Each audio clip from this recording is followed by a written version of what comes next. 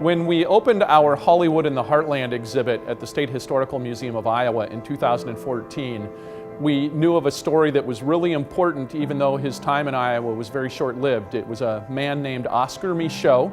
He was the first African-American filmmaker in the United States, and his formative years as a movie producer took place in Iowa.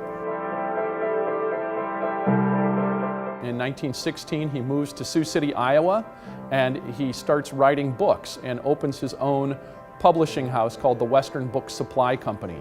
And in 1917, Micheaux writes a book called The Homesteader. The Homesteader then becomes what is the first African-American produced feature film in United States history.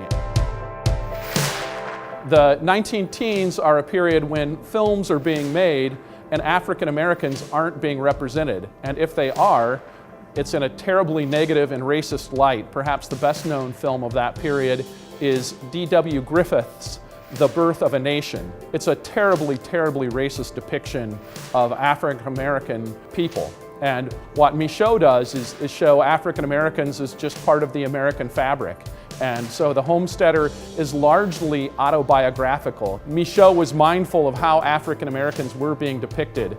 And one of the things about some of Micheaux's film, especially The Homesteader, is that's one that is lost. And so there are no known prints of The Homesteader in existence. It's important to remember Oscar Micheaux because today we have filmmakers like Spike Lee who are prominent and part of Hollywood and mainstream culture, even though they have faced challenges in their lives as well.